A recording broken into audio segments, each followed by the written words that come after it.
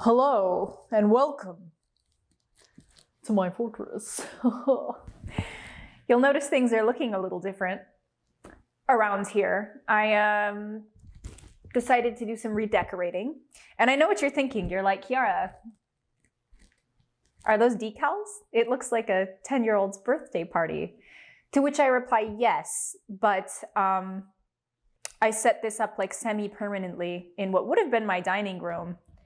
So I guess you could say the party never ends. And I actually have no regrets because I did not realize when I signed the lease on this house that it was 3 bedrooms, and I moved here and had enough furniture to fill 1 room. So I was like, fuck it, I'm gonna build a set. Welcome to Castle Idea Sex. If you're new here, Idea Sex is where we take an analytical lens at mystical and spiritual phenomena. We've been swinging pretty woo-woo lately, and so I wanted to kind of snap us back to reality and talk about something I think that most people can get on board with, which is meditation. As of the past 2 decades or so, there has been a ton of research conducted around meditation. And so we know without a shadow of a doubt that it has wonderful benefits for us, mind, body, and spirit. And I think it's in large part because of the scientific backing that it's become really widespread in the West. If you've been on this channel before, you might know that I love search trends. I was an SEO in a past life. So here's the Google search history for meditation. In fact, I've shared this statistic before that the meditation industry is estimated to grow to $2.2 billion by 2022. And I think it's interesting that people are willing to pay literally thousands of dollars to have someone else teach them how to sit and breathe, as we'll get into when we start talking about Transcendental Meditation. And so this video is about the kinds of meditation available to us. We're going to take a look at 7 of them, what they are, where they come from, how to practice them, because I feel like meditation is one of those things that we know it's good for us, but sometimes it can be difficult to make a habit of it. And I think that if we can find a style of meditation that's right for us, it's much easier to make it a daily practice or a regular practice.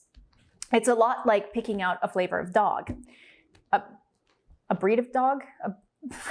A flavor. I was like questioning the use of that word as it came out of my mouth. Just to be clear, I don't eat dog. The word I was looking for was either like breed or type. And in the same way that we might be better suited to a certain type of dog, we may be better suited to a certain type of meditation.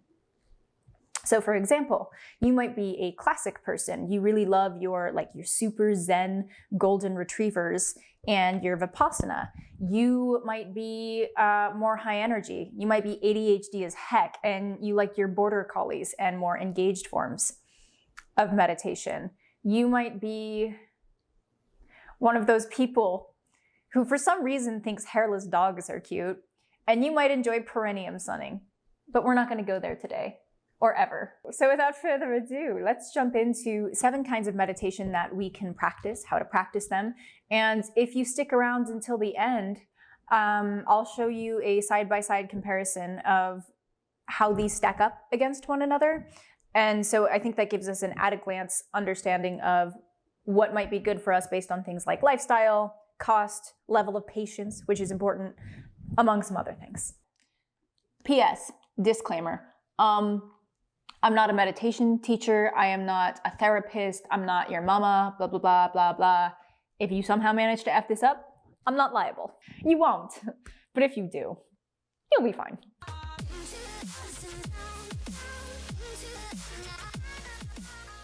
Starting with the big daddy, the big guns, the OG Vipassana. Vipassana meditation is believed to be how Siddhartha Gautama, the Buddha, attained enlightenment, and I think it is what most people think of when they think of meditation. Although I also think there's this idea that meditation is like staring into the abyss and focusing on nothing. We can actually think of Vipassana as being sensation-based, and there are different variations depending on who you learn from, depending on where you learn, but they all boil down to this same idea of becoming intensely aware of our present experience. And so what I'm going to share here is just one variation.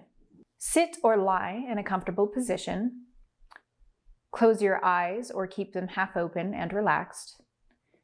And then begin by turning your attention to your breath. This is called Anapana, and when I attended one of those 10-day silent Vipassana retreats in Thailand, we were taught to break this breathing up into 2 stages. I think this was unique to the facility I went to, but I want to share it here because I think it's pretty cool. So the first stage is called Chasing the Dragon, and that is where we take deep breaths and follow it from the tip of our nose to the expansion in our belly. And you may notice thoughts popping off, and that's okay. Just let them pass on through. And when you're feeling relaxed, you can just start breathing normally and move to the stage called Guarding the Gate. And that is when you focus your awareness, your attention on a single point near the tip of your nose, wherever it is that you feel air entering your nostril. That's where you're going to place your focus, and you are going to guard the gates.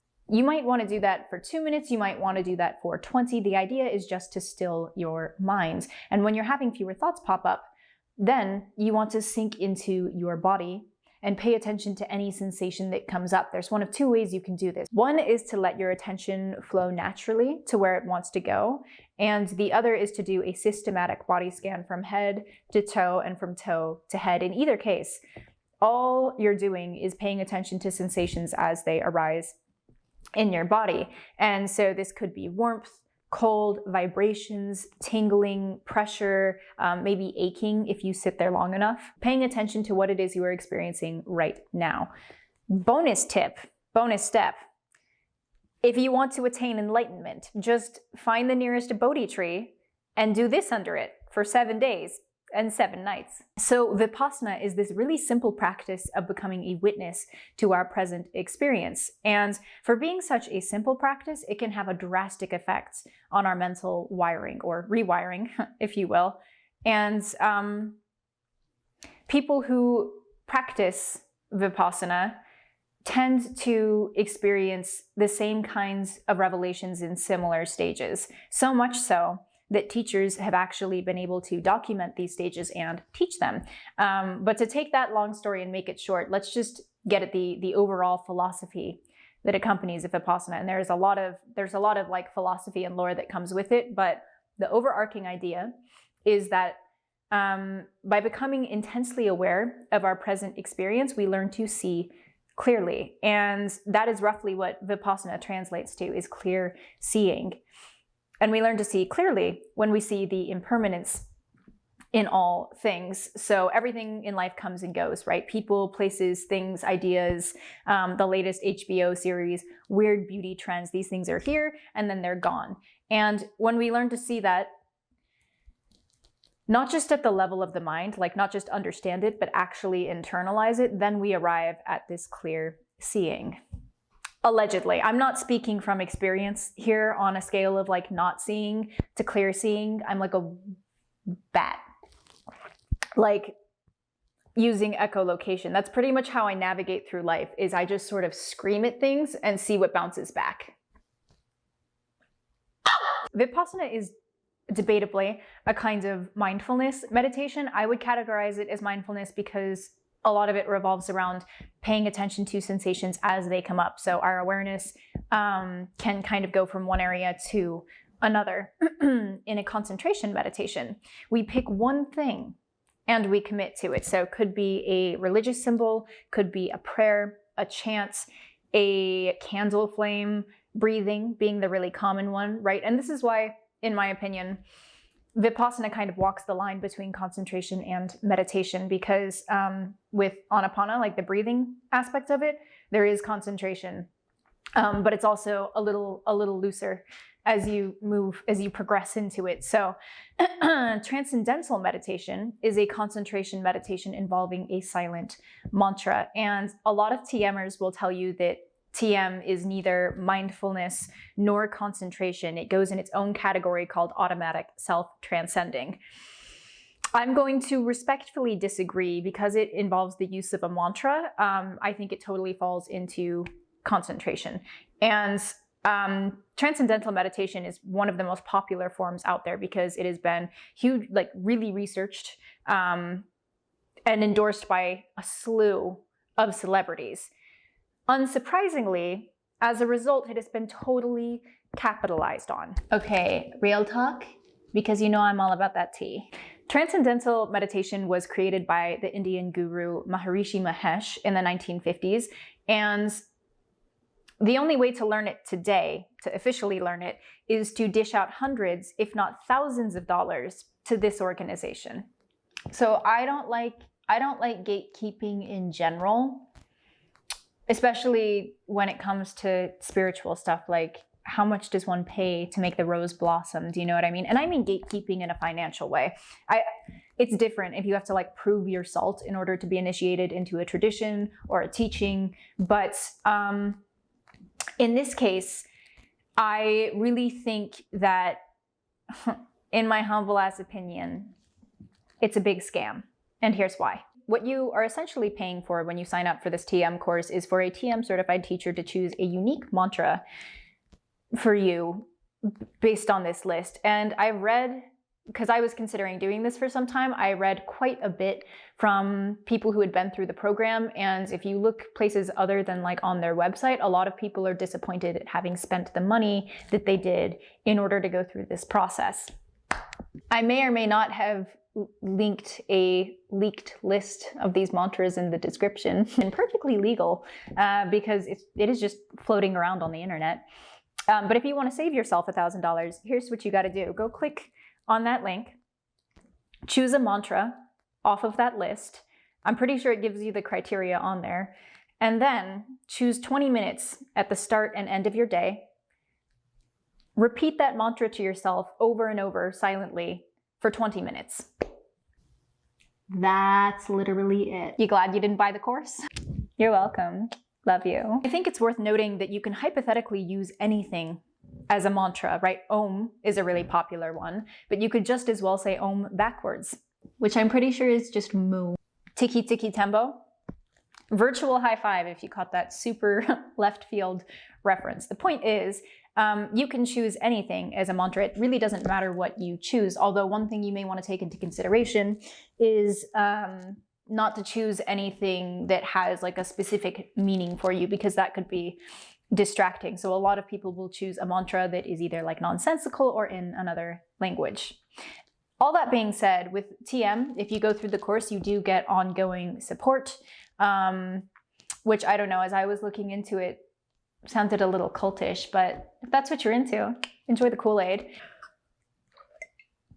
And actually, speaking of cool, one of the cool things to come out of Transcendental Meditation is the Maharishi effect. So the Maharishi said that when a certain percentage of a population practices this kind of meditation, violent crime and accidents go down in the area. Now, this isn't conclusively proven, but there are studies that show statistically significant results. And it kind of makes sense if you saw the video on the Divine Matrix. Maybe you can connect some dots there. Idea sex for another time.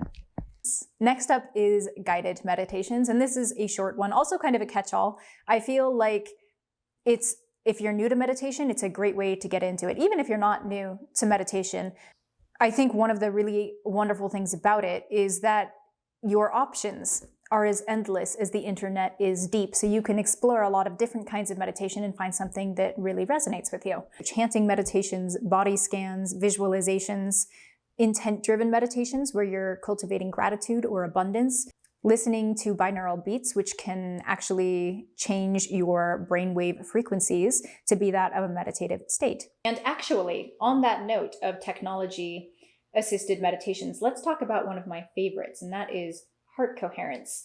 You don't have to have the device in order to do this, but I found it was well worth the investment because this is going to give you real-time feedback, biofeedback, on whether or not you are in a meditative state. You can purchase this little device from the HeartMath Institute. I think I've talked about them before. I'm a big fan of HeartMath.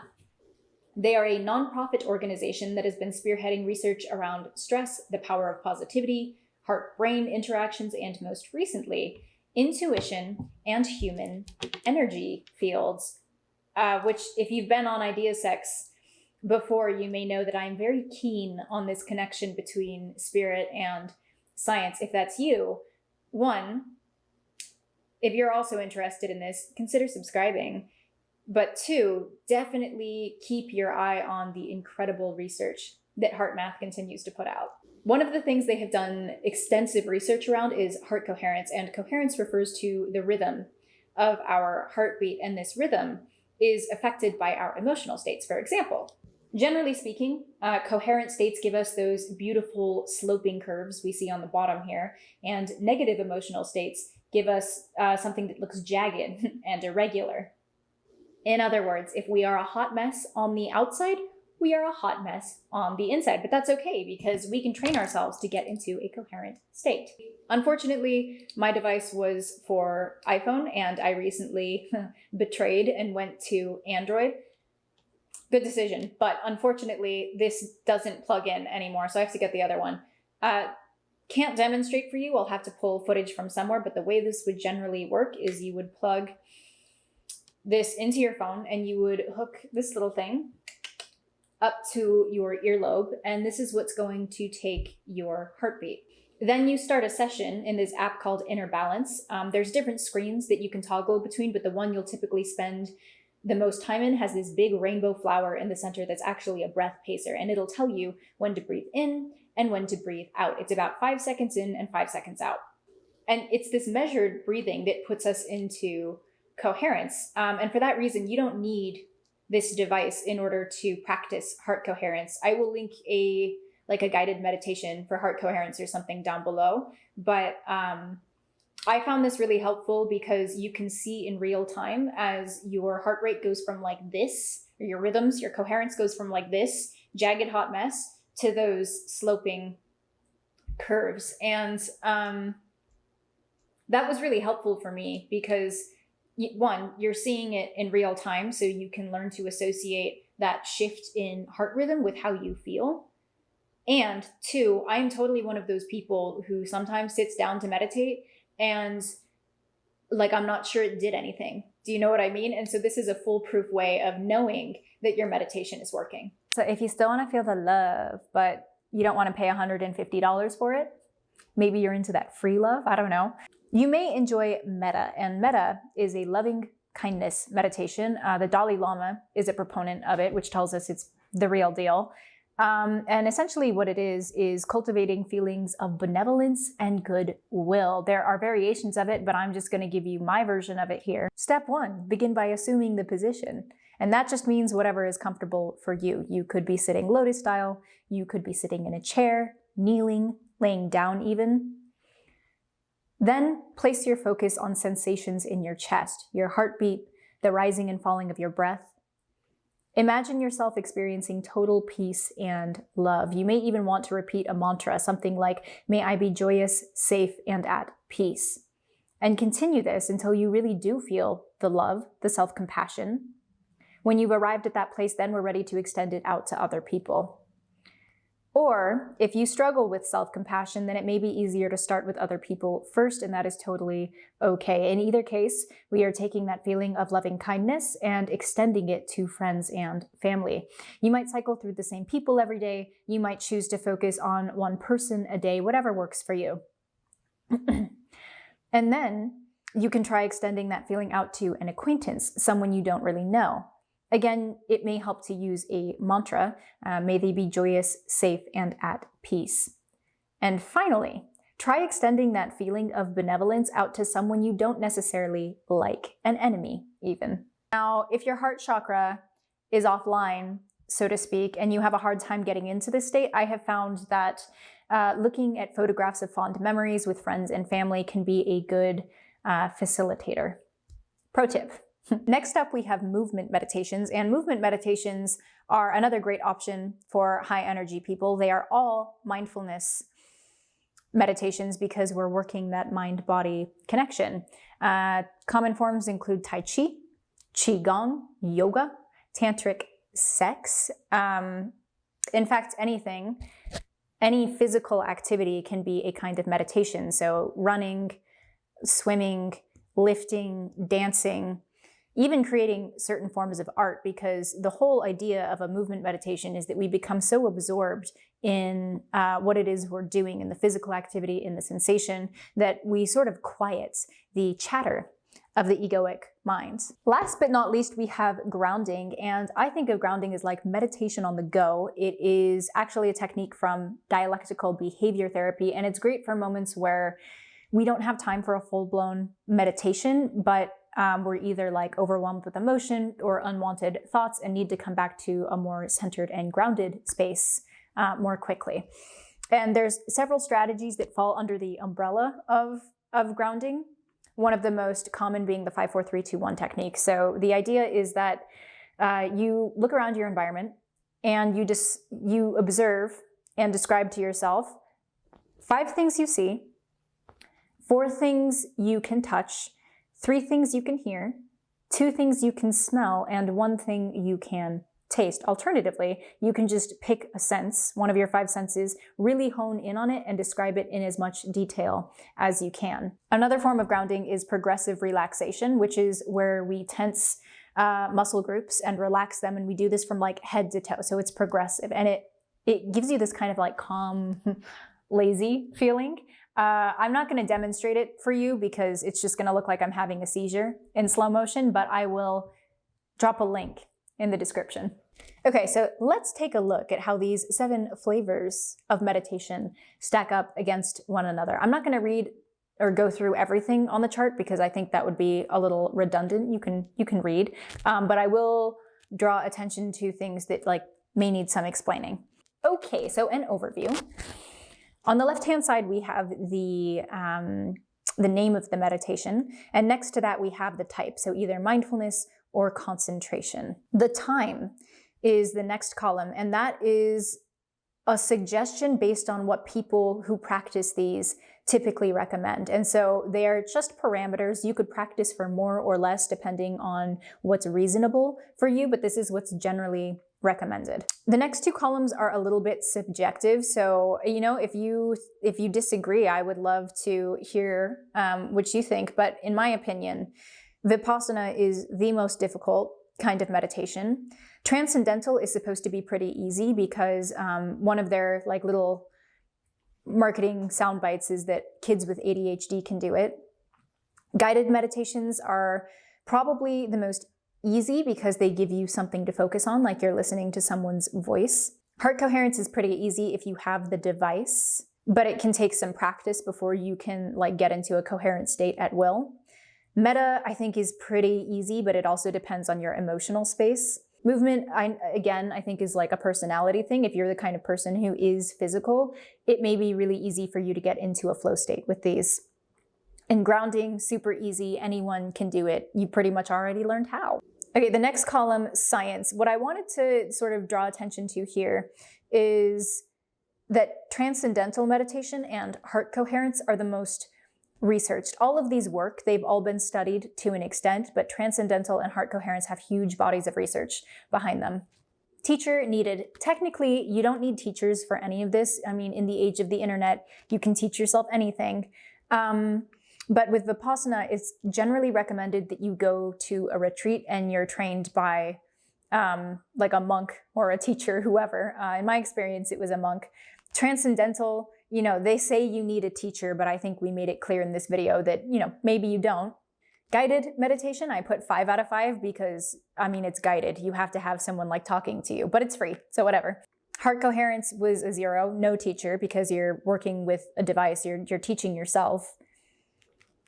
Metta, you also don't really need a teacher. I've never seen like classes or courses on this. Movement,